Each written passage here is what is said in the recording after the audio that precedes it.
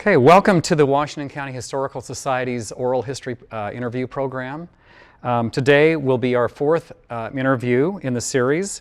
My name is Lauren Webb and I'm president of the Washington County Historical Society, and today we will be interviewing Ralph Clingan with the Good Shepherd Presbyterian Church here in St. George.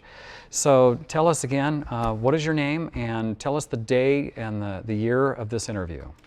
Reverend Dr. Ralph Clingan, October 18th, 2022. Thank you. And this is in the Community Education Channel's studios on the campus of Utah Tech University. Where and when were you born?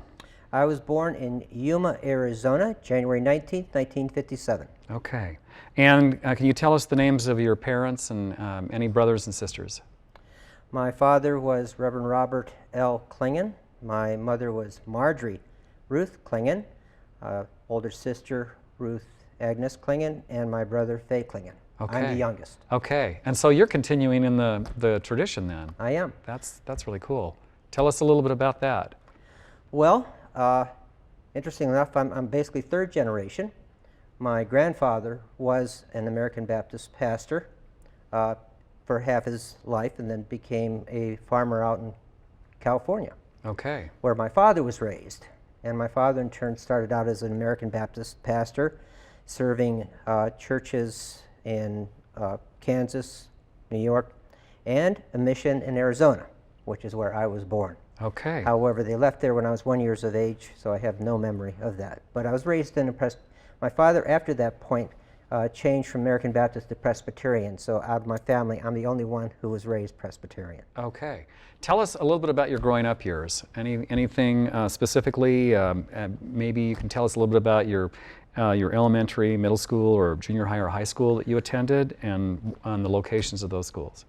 All three located in Canisteo, New York, which is a small rural community in the southern tier of New York State, upstate New York. Okay. And I graduated with a class of 100 members. Oh, 100 members, so fairly small. Fairly small. Okay. What experience did you have in public school or private school that would have helped shape your character and help make you the kind of person that you are today? Well, as I said, my father being the pastor since birth, I've been involved with the church and being a minister's family, you're part of that ministry, sometimes voluntarily, sometimes not. Right. And we had in the church in Canisteo that I grew up, which was the First Presbyterian Church, which dated back to 1832 when it was incorporated. But I had a very active youth group. And throughout my high school career, I was very much a part of that youth group, which was very active and had a strong influence in terms of our involvement with the church and the community. Okay, tell us a little bit about if you attended college, and if so, what was the name of the college or university that you attended and the years? Okay, I attended Westminster College, which is not the one up in Salt Lake. This one is in western Pennsylvania, about an hour north of Pittsburgh. And I was I was a student there from 1975 to 1979. Okay, and what was your major or minor? Religion was my major, minor history. Okay, that's great. So did you also attend any kind of a divinity school? Yes. Okay, if so, where and when?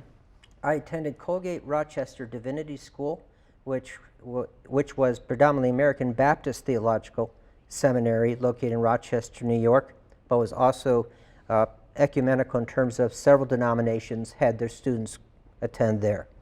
I was there from 1981 to 1983. Okay. And of course, I graduated with a Master's of Divinity in Religion. In your social life, who did you marry, and when and where did you get married? Any children, and names of where they were located? My first wife was Donna, and I met her in Florida. Interesting enough, between college and seminary. Okay. And we married when I was in my senior year at Theological Seminary, and it was during that senior year that my first child, Sarah Elizabeth, was born in Rochester.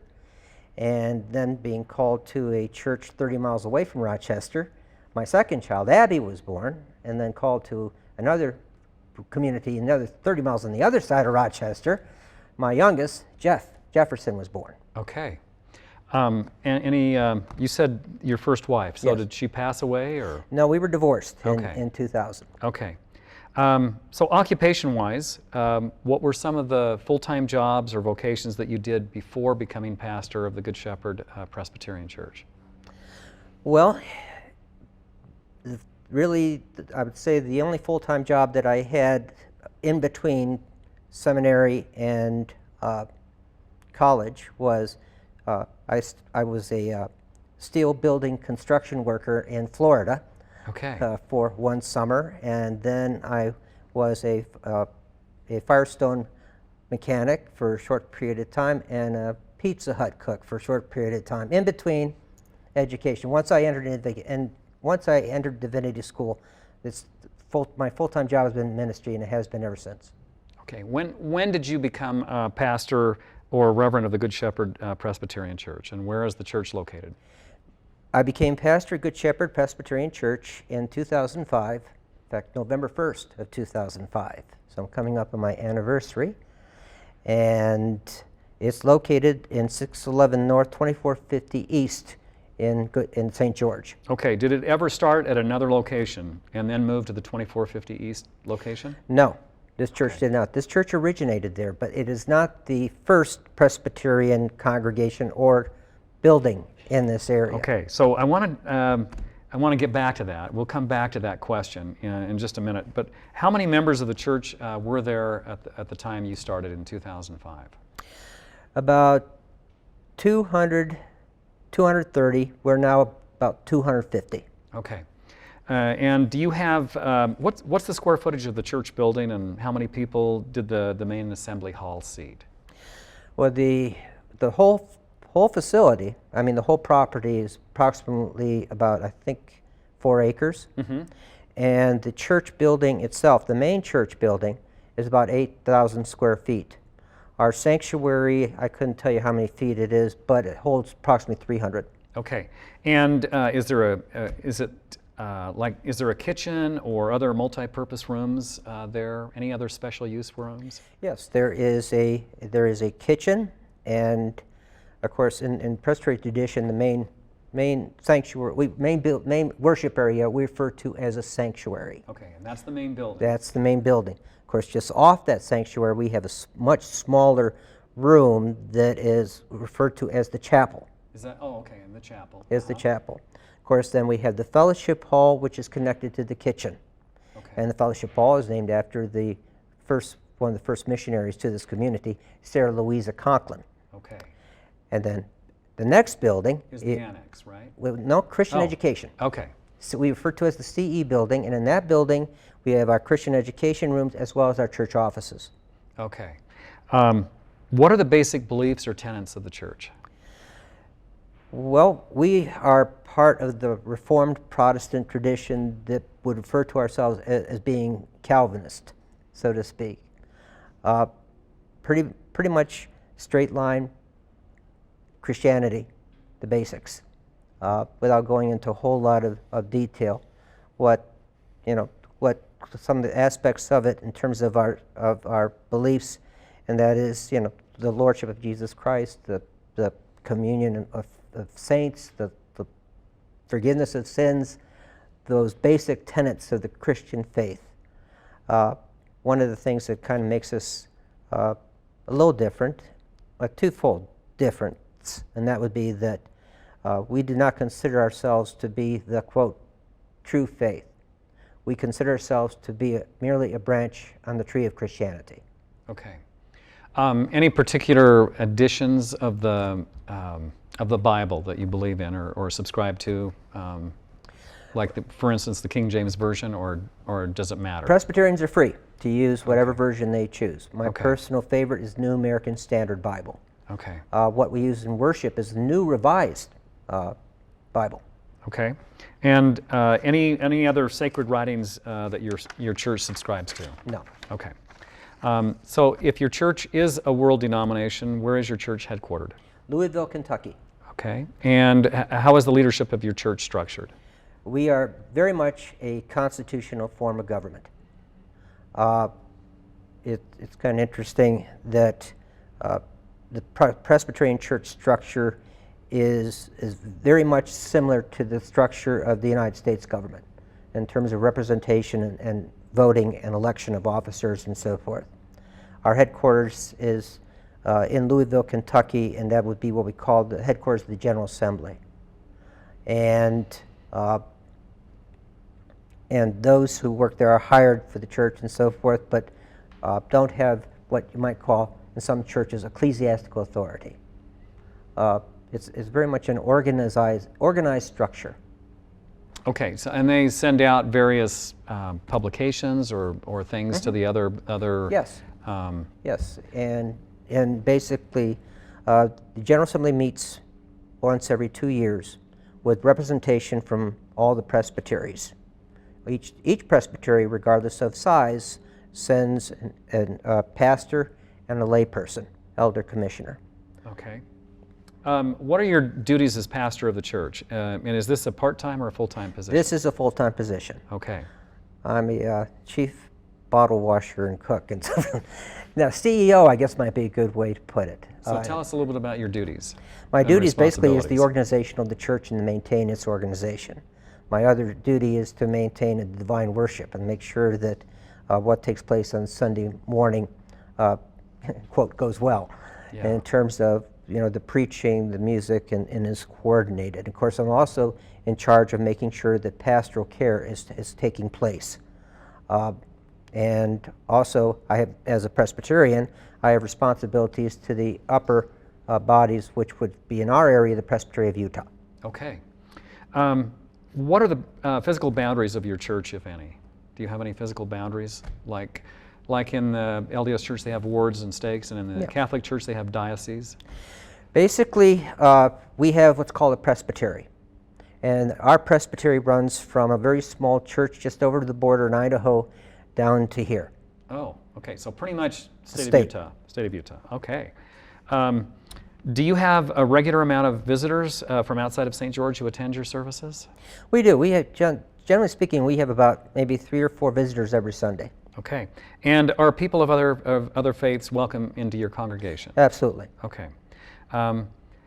During this time, have you been asked by representatives of other organizations such as clubs, other faiths, or government bodies to serve in any community capacities? I was recently the president of the Red Rock Rotary Club and served in that facility. I've also served as the president of the Interfaith Council here in St. George. Okay. How and when did you become affiliated with the St. George Interfaith Council? Well, that's kind of an interesting story. Probably about maybe 13 years ago, we, as a body, were doing what was called a Stations of the Cross. Mm-hmm. And doing the Stations of the Cross afforded us the opportunity to have conversation among ourselves. And Tim Martin, who is what at that time was one of the missionaries at the Tabernacle, began a conversation asking if there might be an interest in how we might do that. And by the end of that walk, we had pretty much come up with a plan on how we were going to do it. We simply sent out a letter to everybody we could think of, churches, organizations, and so forth, and say, we're going to have a meeting. And if you're interested, please come. And we had great attendance, and basically we're off and rolling after that. When and where are the Stations of the Cross held? It starts at Diagonal Park, basically, and it starts on Good Friday. And it begins at 11 o'clock, and in the Roman Catholic traditions, you hit 12 Stations of the Cross representing Christ's walk to the cross. Okay. And it concludes at the Roman Catholic Church. Okay. What experiences could you relate for us that have come out of your membership in that council? Anything else besides the Stations of the Cross? Well, we do a prayer over the city on January 1st, which gathers individuals from our churches who each one offers a prayer over the city. This now takes place in the Tabernacle. And our meetings very often will have speakers from various representations in the community. And very often we're invited to participate, whether in praying with the area's leadership councils in the communities. of St. George, Washington City, Santa Clara, all have invited us to come on a regular basis and offer the opening prayer. And I know that you wanted to talk a little bit later on about a crop walk. That also pretty much came out of that Interfaith Council, which I'm in charge of that crop walk. Let's talk about that then. How did that's something that you started, correct? Well, in St. George. Okay, in St. George. In St. George. In St. George. Is it a national or an international program? It is. Okay. It's very much a national program. The crop walk was started by Church World, so actually the World Council of Churches shortly after World War II, when there was huge issues of famine and so forth because of the war.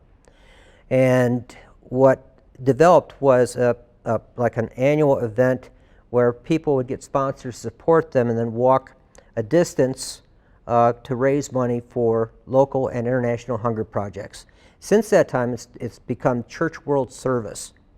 And I would have to say that in the eastern part of the country, crop walks are much more common than they have been to the west of the country for whatever reason, I can't tell you. So I had done in my two previous calls either participant or leading crop walk through Church World Service crop walks there in those communities. Mm-hmm. And then shortly after my arrival here in St. George, became aware that there was not only no crop walk on the schedule, but hardly anyone knew what a crop walk was. Right. Which kind of shocked me, so to speak. And at that time, I was having weekly coffees with the pastors of the Lutheran and the Methodist Church. And Church World Service had approached the pastor of the church at that time, asking him if he would do it. And he was very reluctant to do so and mentioned at our meeting. And I said, well, if you support me, I'll do it. Good for you. And so ever since then. So what does that entail? And when is it held? Well, it's in this community, it's always the second Saturday in November in the morning. It's coming up. It's coming up. And we have a leadership team, and each one of the leadership team has a responsibility: publication, recruitment, physical arrangements, and treasure, so to speak. And what we do is begin to organize the walk and distribute packets that have people, that gives them the opportunity to sign up and volunteer or to sponsor. And it goes out to the various organizations in the churches. And then Saturday morning, on that second Saturday in November, we gather at Larkspur Park. At which park? Larkspur. Okay. Larkspur Park. And we have been very strongly supported by St. George City Council and Washington City Council, who I expect this year we'll have both mayors there for what we call the firing off of the starting prayer. So how does the general public, how can they find out about this? You're going to see advertisements in the news media through it and on the radio stations, and if your congregation or organization is a part of the Interfaith Council, there is a good possibility you'll see it published in their churches or organizations' facilities. There's posters everywhere and so forth. This is our 13th crop walk, and we have raised probably around the area of $80,000. Oh my gosh, okay. And a good share of that we've used to support the area soup kitchen and Solomon's Porch feast. Okay. Can you tell us how the Presbyterian Church first came to Washington County, and who were the principal leaders or pastors over the years? Well, there's two names come to mind, and there are others, but two names come to mind. And literally the first Presbyterians began to arrive here, missionaries, probably in the 1880s, mid to late 1880s. One name comes to mind, and that is Clayton Rice, who came here as a missionary to start basically the church here, a mission, as well as a school. And he wrote, after being here, a book titled Ambassador to the Saints, where he records his experiences. He literally came here in a wagon, horse-drawn wagon, and had difficulty finding a place to live because at that time it was kind of a closed community to others, especially others of other faiths. Okay. And he tells the time he had difficulty finding help for some of his teachers in Tokerville, as I understand. Yes, that's correct. Okay. And worked hard to do that. And he took a very positive approach to being a member of the community. He was a well-regarded member of the area baseball team, taught tennis and violin. And when he left here, the local bishop gave him a ring of fond remembrance that he treasured greatly. Okay. What's the name of the book that he wrote, and how can... Ambassador to the Saints. Ambassador to the Saints. And you'll have to get it through eBay or Amazon because it's definitely out of print. Okay. But it's an interesting read because I've read parts of it too. Okay, so tell us about Sarah Louisa Conklin and her influence of the Presbyterian faith on the residents of southern Utah.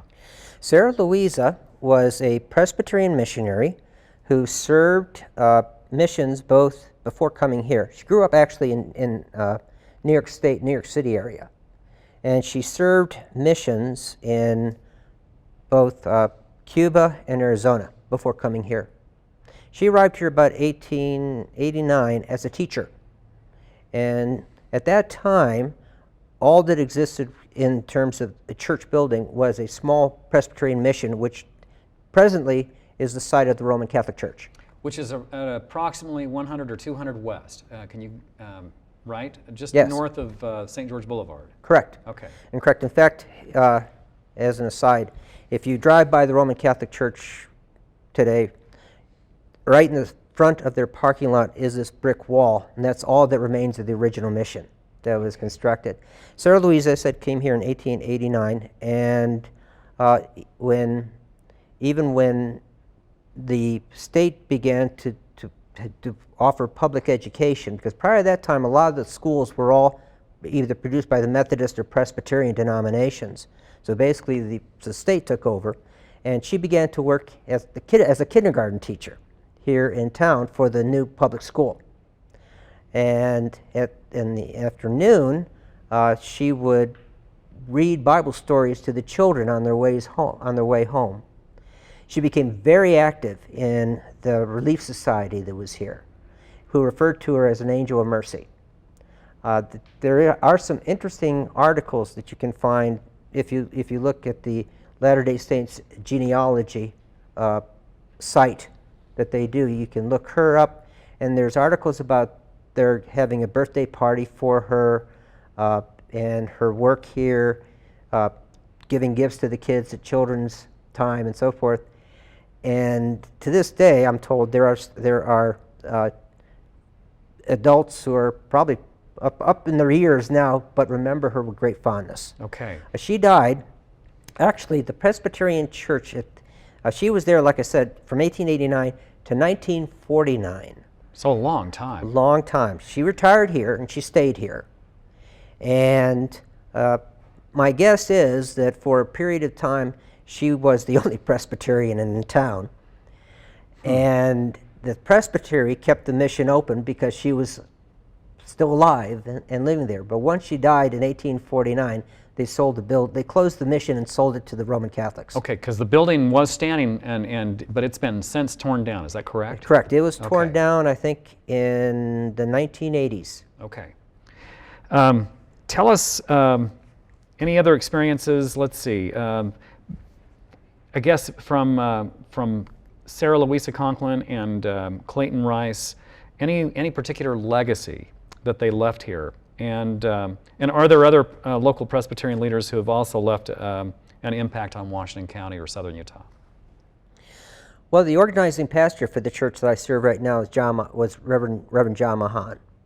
John Mahan was called here in the 1980s, approximately 1987, when a group of new retirees wanted a church of their own, a Presbyterian church of their own. And working with the Presbytery of Utah, began that process and called John as the organizing pastor. Okay, so there was about a 30-year period of kind of a gap. Correct. Okay. Correct. And John, along with a few others, were instrumental in beginning what was the opening of the Care and Share. The Dixie Karen Share. Dixie Karen Share. Okay. He was on the original board. Which was located downtown. Yep, Okay. and now today that has been changed over now. To South Point, or what do they call Switch it? Point. Switch Point. Yeah, Switch Switch Point. Point. Okay. What goals do you have for your faith in Washington County? Primarily to continue to welcome all, especially new residents to our community who share our faith, and to make a very positive impact on the life of the community in any way we possibly can. Okay. So when you look back over your life, what lessons have you learned and what advice would you like to share with others? I would say the greatest lesson that I have learned and am continuing to learn is patience. And to take a very positive approach and outlook to life and ministry. If you can't laugh, then you have a problem. Right. So it's our understanding that your wife is LDS, and so what are some fun ways both of you have navigated your maybe differences in belief? Well, that's an interesting question. I've been asked that before, and one of my responses is we have a list of things we don't discuss. Okay. And that's one of the things. However, we're very much mutually supportive of each other's faith. I support her going to her ward. She participates in the life of my congregation. She sings in the choir. And when there's not a conflict of what's going one place to the other, she's with us. And if there's a possibility, I will attend with her. Okay. Is there anything that you would like to add that we have not asked you, that I have not asked you? I can't think of a thing that you haven't asked me. Okay. Well, we sure appreciate you being here today for this interview, and we again want to thank those of you who are might be listening or listen to this broadcast in the future, and again, we appreciate the opportunity and the college for their graciousness in providing these studios for us to do this interview. So thank you so much, and that concludes our interview.